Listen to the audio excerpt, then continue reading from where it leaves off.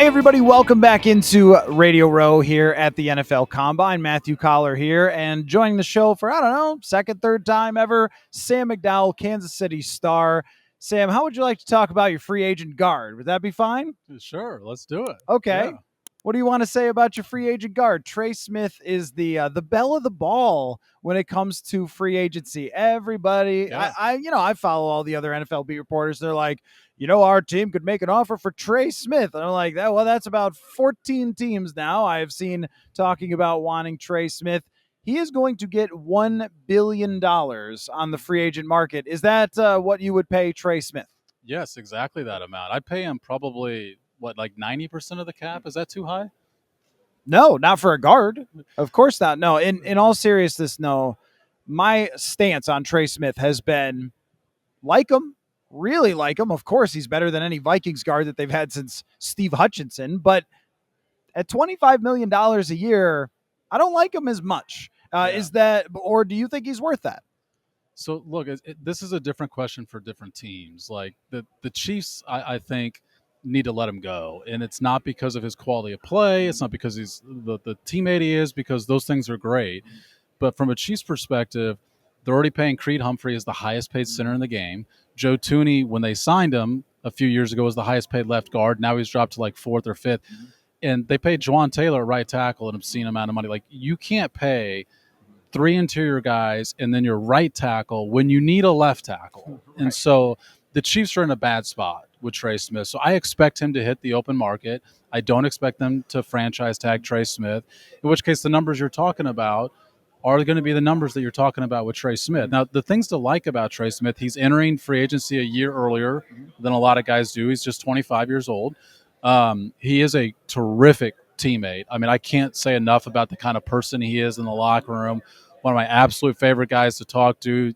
You will be hard-pressed to find someone to have a bad word to say about Trey Smith.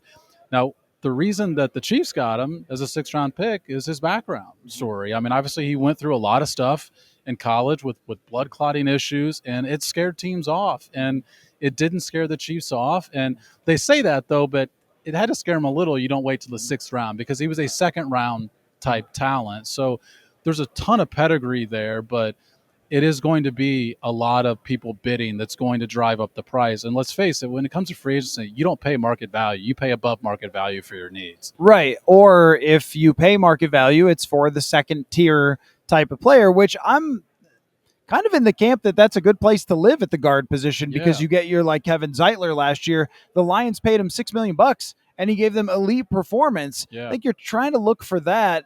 But at the same time, this has been my assessment of looking at Trey Smith, is he does bring a physical nature to the game that the Vikings have been lacking.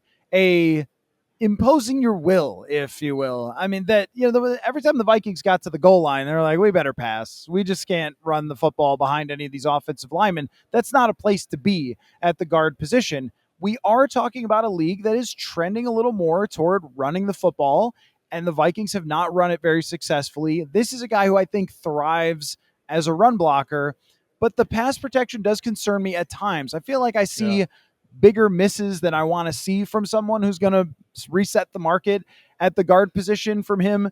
Or is that just nitpicking? Like, is that just being a little too harsh on him because I know the price is going to be so high? No, I mean, I think it can be both. I mean, I think when you pay a player that amount, you should be nitpicking at all aspects of his game. Like, you're never going to find the perfect free agent, but you're right in your assessment about Trey Smith. I mean, look, the Chiefs have Patrick Mahomes, so I think a lot of people have a perception of what the Chiefs are. But once Rashee Rice got hurt last year in week 3, the Chiefs became a run-first team for the first time in the Patrick Mahomes era. And I judge that based on the fact they were running more on first down than they ever had. They were running more than half the time on first down compared to pass. And the reason is because their interior line was terrific at run blocking. Before they moved Joe Thuney out to left tackle, they had Joe Thuney, Creed Humphrey, and Trey Smith on the interior. And he is a major component of that. Now, obviously, that changed once they moved Joe Thuney out to left tackle, and their whole complexion of their offensive line changed, their strategy changed. But you're right that his strength is as a run blocker. He's very physical in the running game. And you notice the whiffs in the pass game, not only by the pressures, but he does commit quite a few penalties for a guy that's going to be making that kind of money. And so, yes, you are not going to be getting the perfect prospect in Trey Smith, even though I think you're going to, whoever gets him is going to be getting a very good player in Trey Smith. On the other side of that, nobody's perfect. We have typos from time to time. There's so few good guards in the league, right? Yeah. I mean, there are so few good guards in the league that if you have one that is even above average and is way above average as a run blocker, and in previous years, I might have not even looked at his PFF run blocking grade. I would have been like, yeah, I don't care. Yeah. Let's focus on the pass protection. But since the Vikings really need to improve their run game to just keep up with the rest of the league, they have two high safeties all the time with Jefferson. Exactly, yeah. You need to be able to take advantage of that. And the fact that the Vikings 3 years in a row have been either 20th or worse in run EPA is unacceptable when you don't even have an extra safety ever in the box. Yeah. And so to have a guard that can be a physical player, can be a difference maker, now matters a lot more to me. But I also think that replacing him, there's so few great guards. There's so few guys that are even in his ballpark that if a Robert Hunt is getting 20, and that guy's just okay, I'm not even sure he's even that good, that's sort of the price of admission to have one of the rare good players at that spot in the entire league. Yeah, I mean, look, for a little while now, specifically in Kansas City, we've been talking about how can the Chiefs solve the too high. That's become a league-wide phenomenon, and we, I think, overlooked the fact that the solution didn't have to be change your passing game. It could be run the ball a lot more effectively, and you have to bring those safeties down, or you have to put an extra linebacker in the game. Then you can get a mismatch at tight end or in the slot, like. That is one way to change the way defenses play you, is be more effective in the running game. And so the running back market's going to be really interesting, because of the way Saquon Barkley and Derrick Henry as free agents made major impacts. And also it's a really good running back class this year in the draft. But I think, we're overlooking the fact that it's the philosophy that can change a running game more than anything. And some of that is, the player we're talking about with Trey Smith is like, what kind of offensive line do you want to build? But a major component of this to me with Trey Smith is, how does your quarterback play with different types of offensive line? One thing I studied with Patrick Mahomes, for example, is there was obviously, I think a lot of people watched the Super Bowl and said, well, their offensive line was terrible. Patrick Mahomes didn't stand much of a chance. They're right. He didn't have much of a chance, but he actually was under more pressure 2 years ago when he won MVP than he was this last year. He handled it poorly in comparison. He's terrific. He handled it poorly in comparison to what he had in the past. The difference in the pressure was he used to take pressure from the interior.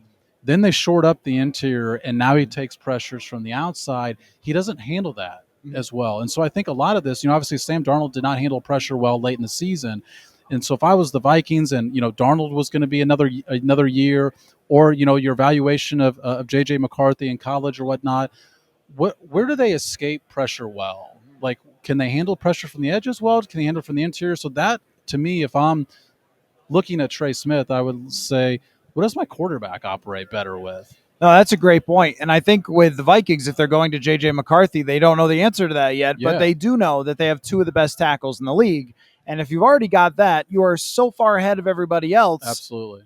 But yet it's just been this guard position where it's one guy after the next, and they've never really invested in it. They drafted two guards in the second round. Both went bust, Ezra Cleveland and Ed Ingram. They drafted a center in the first round to be a zone run blocker, and then they changed coaches who don't really run outside zone, and they've just tried to make it work. And it's just been kind of a cluster, at the guard position. It's moving tackles to guard and sort of just hoping that a guy can actually do it. So I feel like I'm talking out of both sides of my mouth, because in one way I think all three need to be solid. You can't just have, here's $25 million Trey Smith and a bucket of potatoes. And then the other team's like, okay, well, we'll just go after that guy.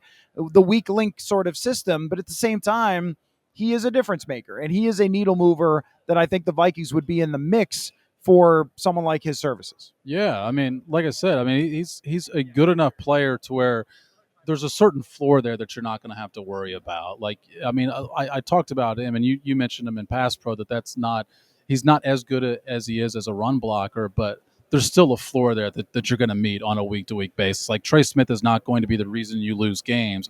If you pay a guy $20 to $25 million, you also want him to be one of the reasons you're winning games on a weekly basis. And so that to me is what teams are going to have to ask as they look at his tape. Folks, I'm trying a new thing in order to stop going to fast food restaurants all the time with my busy schedule. It is called Tempo Meals. Tempo is a weekly delivery service that delivers chef-crafted meals from a dietitian-approved menu fresh to your door. Their perfectly portioned lunches and dinners take all the guesswork out of eating as well. They are fully prepared and can be heated up in the microwave in just 3 minutes. A couple of meals that I've got coming my way this week are the sweet and sour meatballs, the honey glazed pork chop, and the tender chipotle sirloin. Those are just my choices, though. There are dozens and dozens of options, and I figured it all out in about 5 clicks. So, for a limited time, Tempo is offering my listeners 60% off your first box.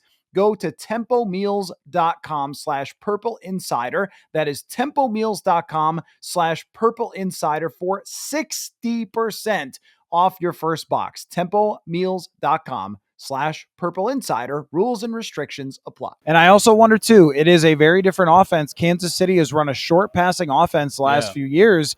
The Vikings don't do that. The Vikings run a deep drop.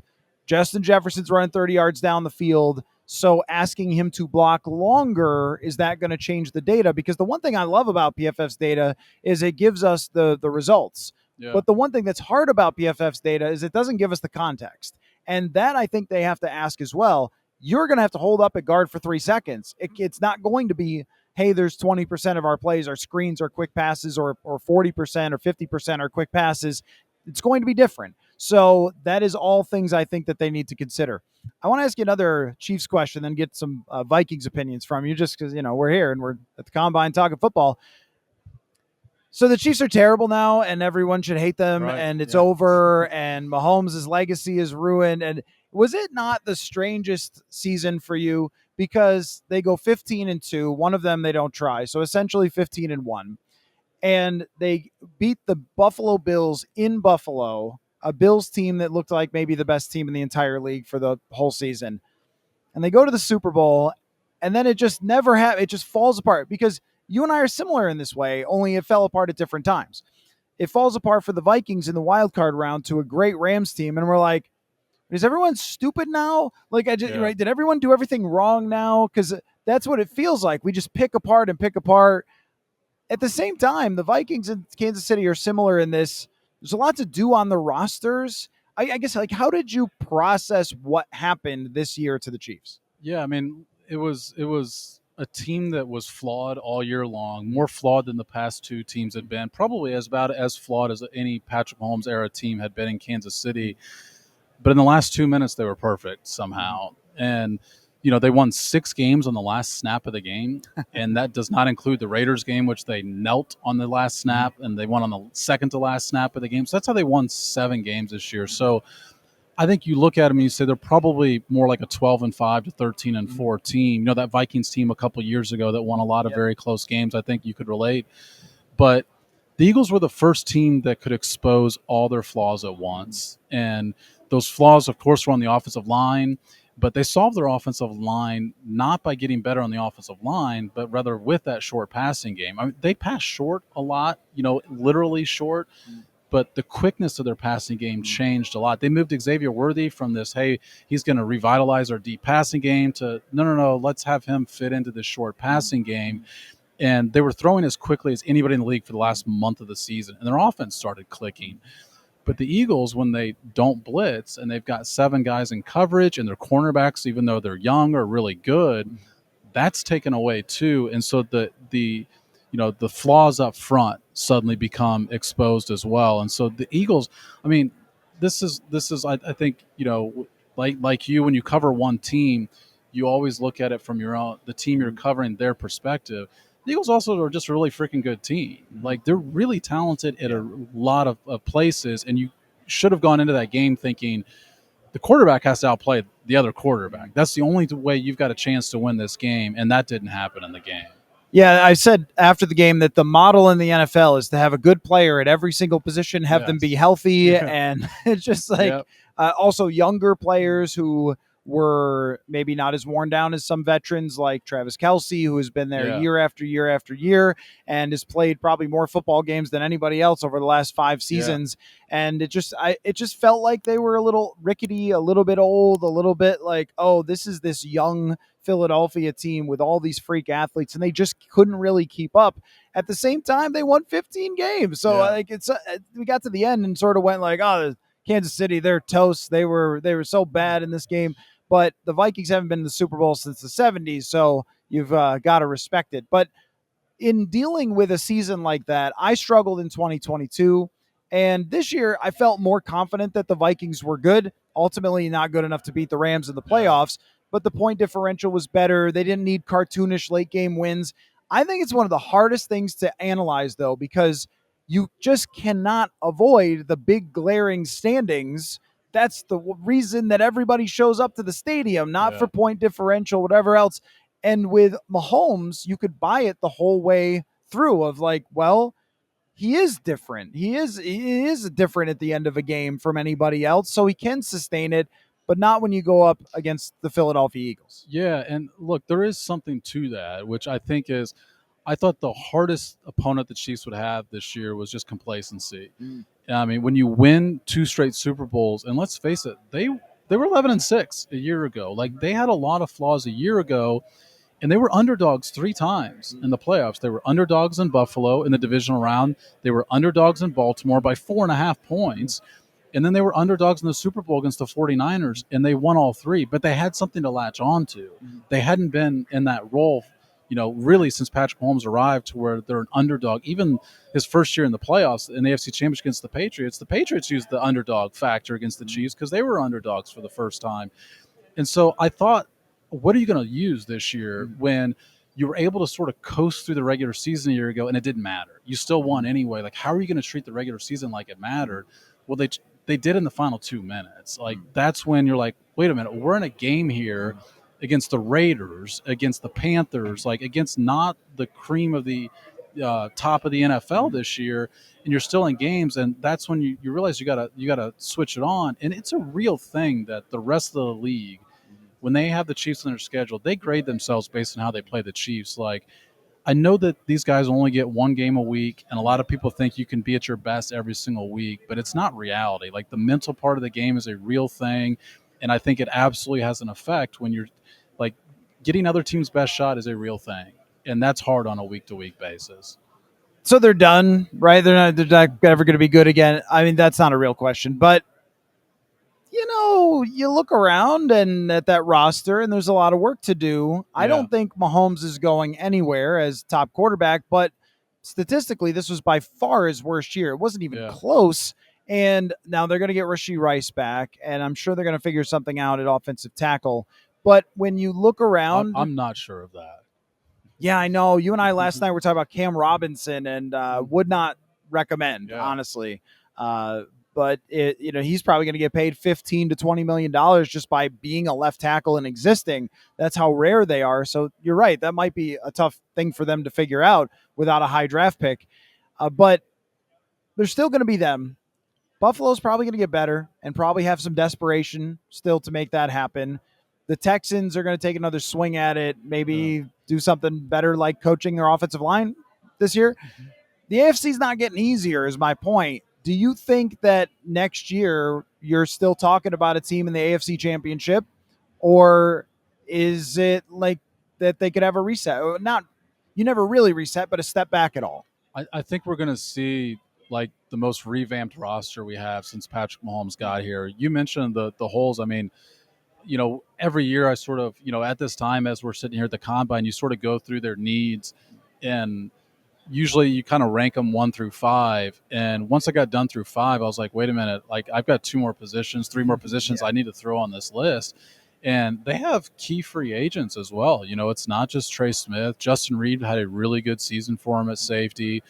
Nick Bolton has been, the play caller of their defense for a while now. So you're losing key pieces, and I think it's very possible none of those guys are back. And this is what happens when you end up having to pay the quarterback at such an amount, is you have to make really hard decisions. And to me, that's what's intriguing about the Vikings window here. whenever you consider paying a quarterback is really when you look, the Chiefs have bucked the trend. They are not the trend as far as paying quarterbacks a lot of money and winning anyway. It's usually, the Vikings approach, what they intended to be their approach was don't pay the quarterback, pay him on a rookie deal, and try and surround them with talent elsewhere. And that's what's fascinating to me about where the Vikings are, is because that is more the model than what I've seen the Chiefs do over the last 5 years. Well, that's a great podcaster's transition into the discussion about Sam Darnold, because they're in a spot that is sort of reflective of an Alex Smith and Patrick Mahomes, which is what everybody talks about when you have a quarterback that you draft and somebody who plays that first year, except for Patrick Mahomes was practicing the entire first year, and so they could get a look at him, and then he played that week 17 or 18, whatever it was back then, and he was awesome. And they're like, okay, we're pretty confident after seeing this guy for a whole year that you can move on from Alex Smith. The trade of Alex Smith also is in my mind a lot because they got a third-round pick and a player back. And I think if you're franchise tagging Darnold and trading him, that's kind of what you're looking for, if not a little bit better. You and I were debating a little bit whether they could get a second-round pick out of somebody. I think there's a lot of desperation there. But a third-rounder in somebody's corner, okay, that seems reasonable. But there's just that fear factor of, with J.J. McCarthy, you just haven't seen anything outside of one training camp and literally one preseason game against one of the worst teams in the league's backup players, as great as it was. And I was like, you go back and watch my podcast, and I'm like everybody else, like really wowed. But at the same time, you know, he's throwing to like Trent Sherfield or whatever is his wide receiver at that point. How would you approach it with no medical information or anything else, just the sort of facts of the matter? Yeah, I mean, so you're right that I don't have the full context of it. But to me, if you're Minnesota, you know what your ceiling is with Sam Darnold. And so it depends on what your expectations are. If you want to be a team that's getting to the Super Bowl, I think you have to try the other approach, which is don't pay the quarterback much money. And look, if they make that decision, free agency is going to be a hell of a lot more interesting for them than it would be if they decide to pay Sam Darnold. I mean, Sam Darnold is probably going to cost more than the player we talked about at the onset of this podcast with Trey Smith. And so do you want J.J. McCarthy and a player like Trey Smith, or do you want, Sam Darnold and then J.J. McCarthy is not even playing? That's what the Chiefs had realized, that they were a very good team with Alex Smith, but they had a ceiling with Alex Smith, and it wasn't where they wanted to go. And before they made the decision to trade Alex Smith, they first have to make the decision to even draft Patrick Mahomes. And that mindset starts from, we can't get to where we want to go. And I think that's the similarity that I see in Minnesota. I mean, Kevin O'Connell, I think, has also proved that he can coach quarterbacks. And so that, to me, would factor in if I'm making the decision in Minnesota, is to say, I believe this coach can develop this particular player. But so much of it is the context that you mentioned, that it's not just that we don't know a ton about what he can do. They don't have nearly as much information as what they would like on what he can do. Right. I mean, that's the thing, is if they were able to see him practice all year, because I don't think he actually would have played all year with the way that Sam Darnold was. I mean, he starts out 5-0. When are you going to bench Sam Darnold? Maybe after the Jacksonville game, but even then they were 7-2 at that point, so they wouldn't have done it.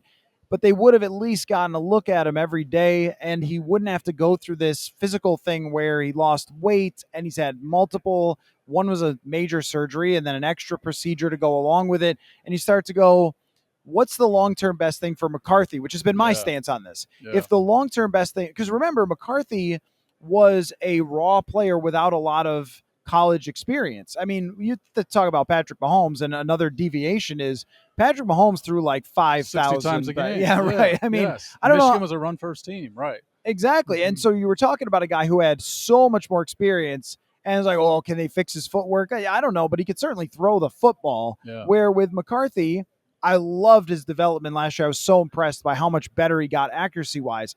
Now he's got to do that whole process again, though, relearning on a new knee, all of the footwork and everything. It's a lot to ask, I think. Something I wanted to get your opinion on, because the Vikings and Chiefs both kind of had, and this is unfair, but it's just the word that comes to mind, kind of bogus records for what they really were. Normally, if you're a plus 100 point differential, I think Kansas City's like 59, plus 59, something like that, your records would be 11-6 and maybe 10-7. And this year they were 14-3 over here and 15-2 over there. That's not happening again, right? Because the league had so many bad teams that I just think that there were some records that got pumped up. So the Vikings also have to look at it as, how strong are we really around JJ McCarthy? Can he win right away? What are our expectations going to be? I think that we kind of have to deal with this fact that last year was just weird. It was an outlier year with so many bad teams, and it will be probably different next year in terms of the environment. So setting the bar, like, oh, JJ McCarthy, you got to go win in the playoffs right away. You got to go be better than Sam Darnold. Like, that just doesn't seem realistic. Yeah, and it's also different from, I mean, look, Minnesota competes in the best division in football too. So I wonder, like, how much their competition is going to affect their own decision making. Like, how do they judge themselves against, a Lions team that's going to look different because the coaching is going to look a lot different, a Packers team that isn't going anywhere, and a Bears team that at least has the confidence they're going to be a lot better than they were a year ago because they believe they can develop the quarterback better than they did a year ago.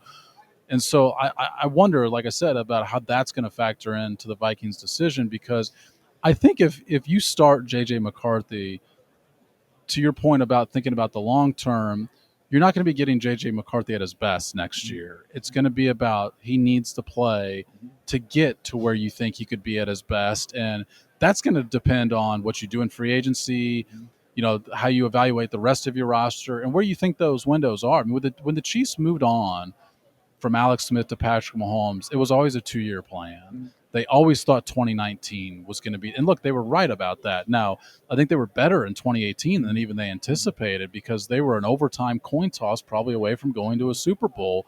But that was always a 2-year plan. They knew they had more monies to spend in 2019, and we can certainly debate how they spent that with Frank Clark and Anthony Hitchens, but that was always what they looked at, was 2 years away once they put the plan in place to make that happen. And I think the Vikings leadership is very comfortable with that same concept. And I think the fans should be too. If they go to McCarthy, then it's like, okay. And that's really, the timeline fascinates me for teams.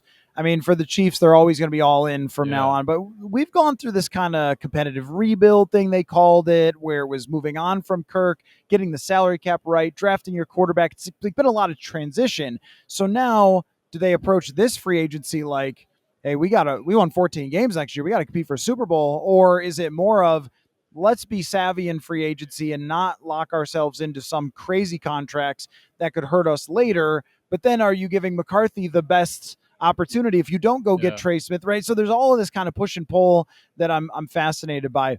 One more thing for you. So I know you got to go do some work back behind us. Is where all the GMs and coaches talk and stuff. What is the most interesting offseason story that has nothing to do with the Kansas City Chiefs to you? Anything on the table for you? Draft related or NFL trends or something? I'm kind of obsessed with this guards and interior D lines and O lines and how they're like increasing in value from what we usually thought of. But what is on your mind about the National Football League? Yeah. So the draft, obviously, I think always comes up at the combine. It's always at the front of mind. And, I just sat there and watched Mike Berganza, who came from the Chiefs, and he's going to the Titans. And it's fascinating to me that he spent the last 5 years not even thinking about looking at a quarterback. And now you have to scout every quarterback. The Titans have no quarterback. But also Travis Hunter's a really good prospect, I think. And he's probably the only top 3 pick to me that's worthy of having that.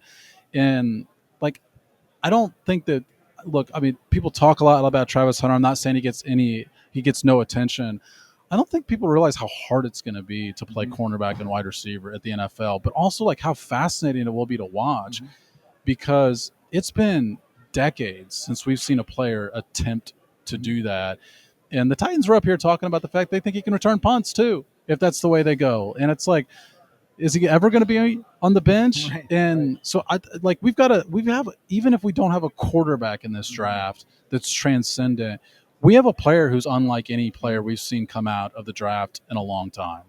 I was thinking about Shohei Ohtani and how we thought, come on, hit it, right? It's never been done, so it can't be done. That was the thought. It's never been done, so it can't be done. And I think people have that thought with Travis Hunter, thinking you've got to pick one. Well, maybe he doesn't. 100 snaps a game is a lot. It's a ton, yes. The cornerback position would scare me a little bit with Hunter, just because corners get hurt all the time. And if you're banged up, can you be an effective wide receiver? And that, he's not the biggest guy. You know what the other problem is with Travis Hunter at the top of this draft is that it's the Titans with the top draft pick, and we're all like, Exactly, they haven't been interesting since what? Vince Young? Yeah. They made an AFC championship. I'm not saying good. I'm saying like, hey, I want to use them on Madden. Like I want the Titan. Let's get a Titans. Remember, everyone used to wear football jerseys all the time. We don't see as much anymore. But like everybody had like Vince Young or Eddie George or something, right? Steve McNair. They just haven't been that interesting in a long time, and they're at the top. I think if it was, and I know like I don't want to say New York market or something, but Giants or whatever at the number 1 spot, maybe we would be a little more fascinated by this, right? So, Sam McDowell, Kansas City Star. Always respect your work. You get the Super Bowl, so you get kind of the I get to write the big Super Bowl Mahomes story every year, and somehow you find a new angle every year when you go to the Super Bowl. Maybe next year somebody else will get a chance. I don't know. Yeah, well, we're running out, so yeah. I'm from Buffalo, right? So yeah. I'm not saying there'd be a lot to write about with Josh Allen if he makes it. Not for me here, but my parents, my friends, they all want that to happen, and has not happened. So it's been unfortunate for them. Anyway, well, great to catch up with you, man. Absolutely. Always great to talk. I mean this when I say I think that you are one of the best football writers in the country. I appreciate it. So if you get a chance, follow him on social media. If social media still works, I'm sure that there are links that you have posted there. Sam McDowell. We'll talk to you again soon, man. Thanks for coming having on. me. Thanks. Football.